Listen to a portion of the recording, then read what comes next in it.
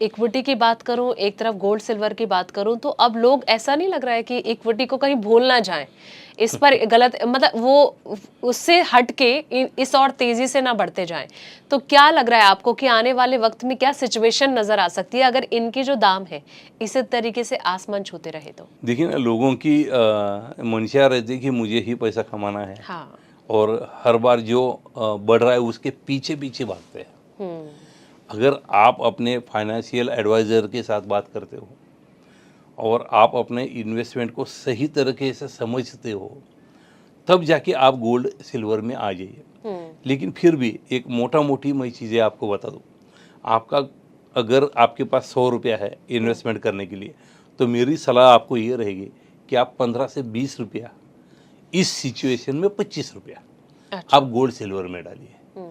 लेकिन बाकी चीज़ें आपको शेयर्स या तो फिर आपका इंश्योरेंस, हम्म। या तो फिर आपका रियल एस्टेट, या तो फिर आपके गाड़ियाँ, घर, यहाँ पर आपको इन्वेस्टमेंट करना चाहिए। सर ऑप्शंस तो बहुत सारे मार्केट में अवेलेबल हैं। जी। जैसे कि अगर मैं एसआईपी की बात करूं, सिस्टमैटिक इन्वेस्टमेंट प्लान, ये इस पर भी लोग काफ़ी ज़्यादा मतलब निवेश करते हैं, उनको अच्छा रिटर्न मिलता है।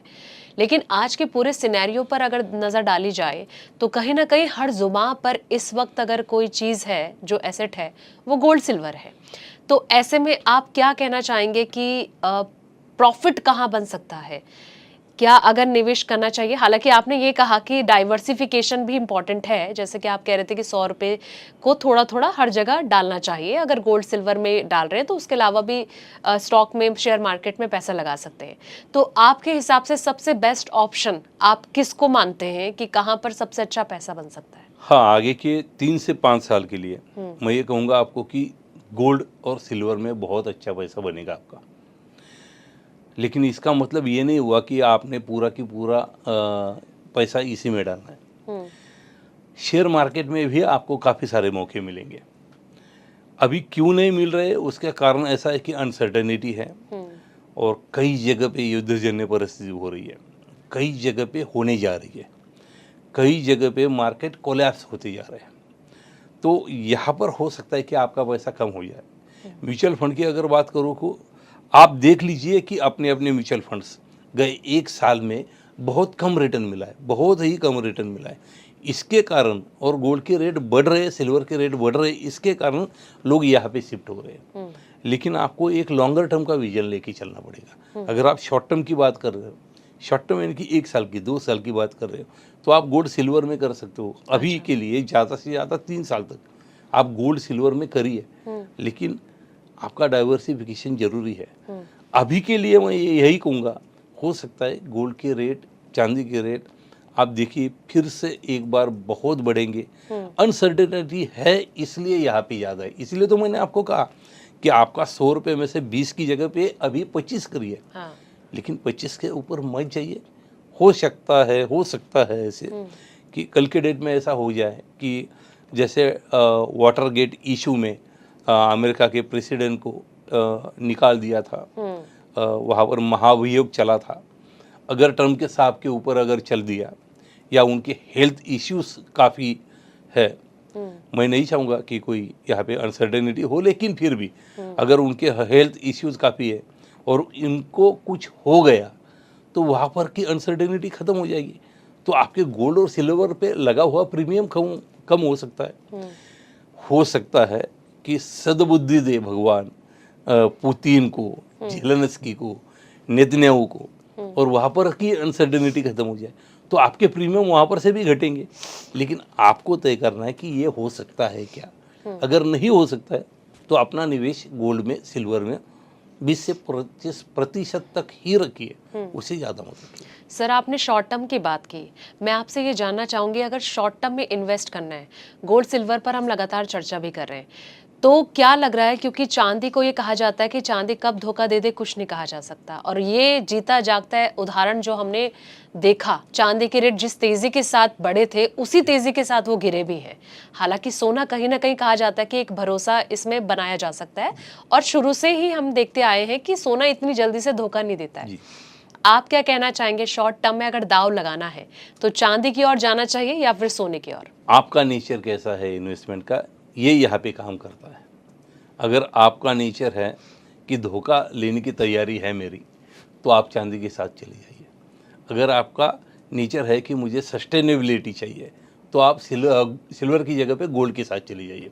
देखो, हमने कई बार बात करी है कि gold is more sustainable than silver. Silver ये बहुत स्पेकुलेशन होता है। ये पिछली बार भी हमने बात करी थी, 84,000 एक बार बताया था, उसके बाद 30,000 तक नीचे गिरा था। अभी की बात कर लीजिए, 4 लाख रुपया बताया, धड़ाम से 2.5 लाख रुपये तक आ गया। हो सकता है कि कुछ दिनों में आपको और 10-20 हज़ार रुपया कम होती जाए, दिखे भी, लेकिन दिखेगा नहीं दिखेगा पता नहीं।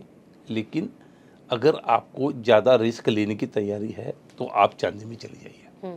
अगर आप चाहते हो कि एक सस्टेनेबल ग्रोथ करूँ मैं, तो आप गोल्ड में इन्वेस्टमेंट करिए।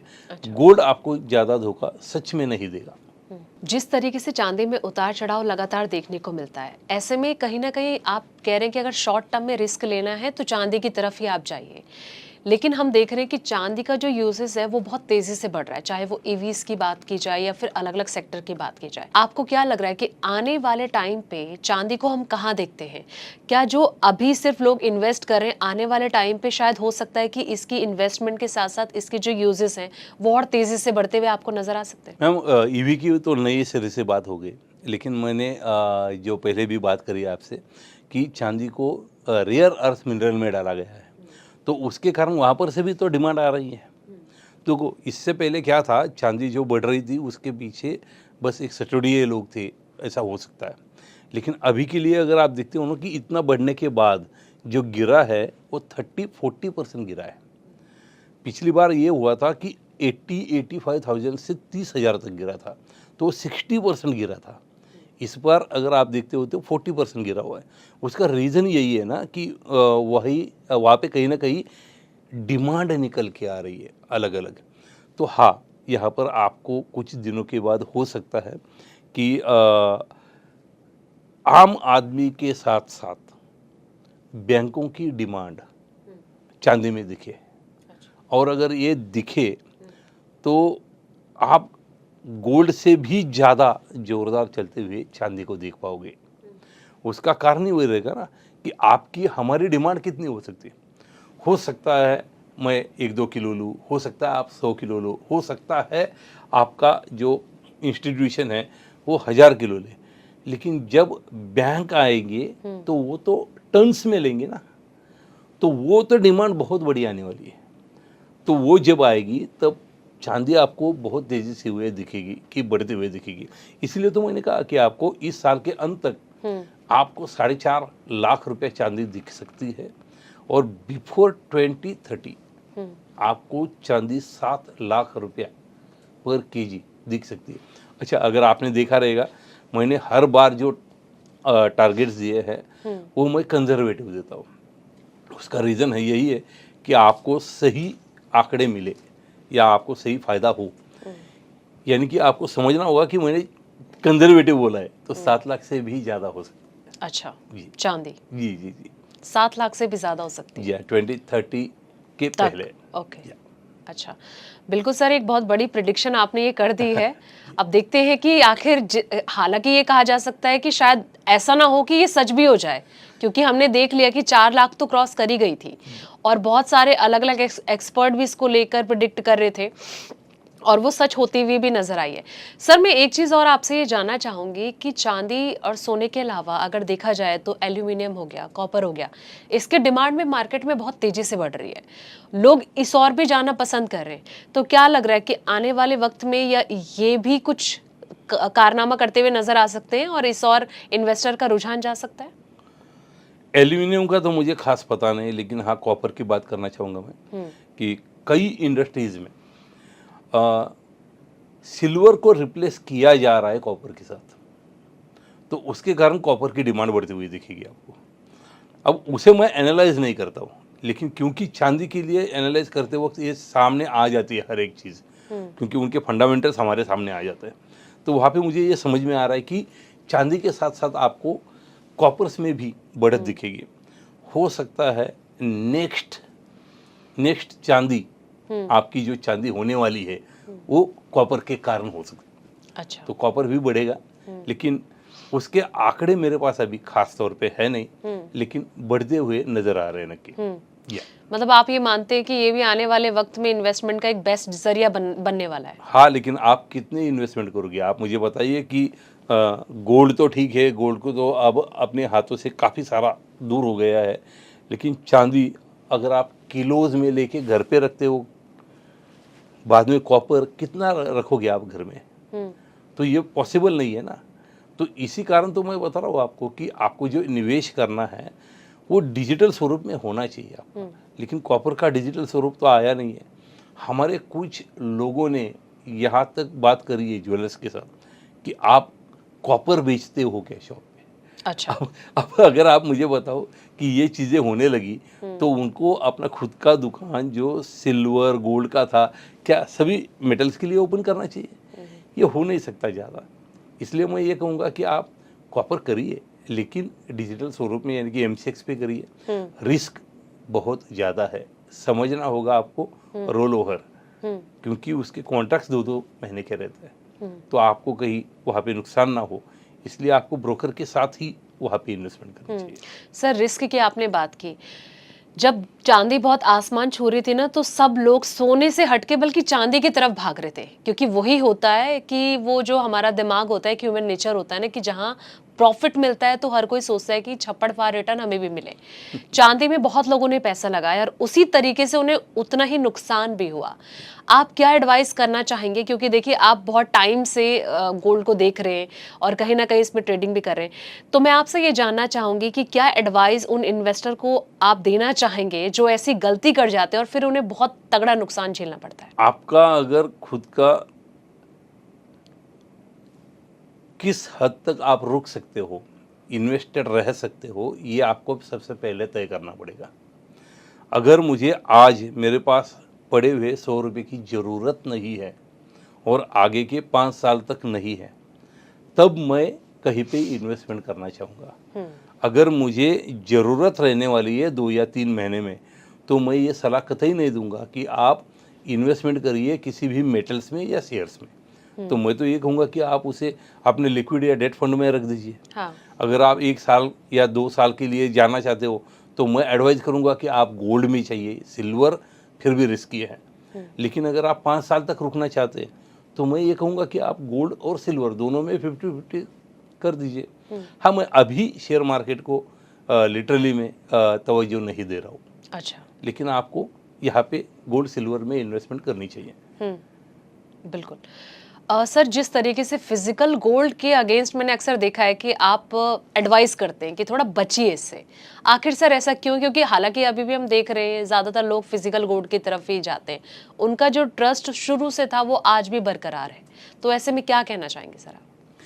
मैडम, इसका कारण है, सबसे बड़ा कारण ऐसा है कि भारत में कहीं पर भी गोल्ड मिलता नहीं है, और बहुत कम मात्रा में कन्नूर या कर्नाटक में जहाँ पे मिलता है, वो खदान है, वहाँ पर से बहुत कम मात्रा में आता है। तो हमें जितना भी गोल्ड आप डिमांड करते हो, वो हमें बाहर से लाना पड़ता है। तो बाहर से लाना है मतलब आपको अपने पास का पैसा जो विदेशी मुद्रा में अपने पास पड़ा हुआ है वही देना पड़ेगा, क्योंकि आप और हम गवर्नमेंट को या उस एजेंसी को तो इंडियन रुपीस में पैसा देंगे ना, लेकिन वो बाहर से लाने के लिए क्या देगा? डॉलर्स देगा। तो आपकी जो विदेशी चलन की जो मात्रा है, वहाँ पर लिक्विडिटी है, वो कम कर रहे हो आप। आज अगर आप देखते हो 700-800 टन्स ऑफ गोल्ड, जिसकी कीमत 5 लाख करोड़ रुपया है, इतना पैसा आने के बाद अगर वो प्रोडक्टिव नहीं है, आप उसे उठा के अगर अपनी तिजोरी में रख रहे हो, तो फिर आप क्या कर रहे हो? अपने देश में का प्रोडक्टिव या तो फिर आपका लिक्विडिटी आप खत्म कर रहे हो। इससे क्या हो रहा है ना, अगर आप देखो कि कुछ दिनों से आपने देखा है नहीं देखा है, लेकिन इंटरेस्ट रेट थोड़े थोड़े करके बढ़ रहे हैं, तो उसका कारण यही है ना, लिक्विडिटी खत्म कर रहे हो। डिमांड एंड सप्लाई का ही रेशियो है ये सब कुछ। आपका डिमांड है इसलिए तो गोल्ड के रेट बढ़ रहे हैं, आपका डिमांड है इसलिए तो चांदी का रेट बढ़ रहा है, और ये लाने के लिए हमें फिर से लिक्विडिटी कम कर रहे हैं। और ये लिक्विडिटी कम ना हो, इसलिए मैं आपको बोल रहा हूँ कि आप लोग डिजिटल गोल्ड में लेके रखो। डिजिटल गोल्ड का फायदा ये होता है कि आपका गोल्ड की डिमांड पूरी हो जाती है, लेकिन वो आपको डिजिटल स्वरूप में आपके पास पड़ा रहता है। बिल्कुल। तो इसके लिए फिजिकल लाने की जरूरत है क्या? हाँ, लेकिन वो उतनी मात्रा में नहीं हो जाता है। तो यहाँ पर लोकली उसकी डिमांड पूरी हो जाती है।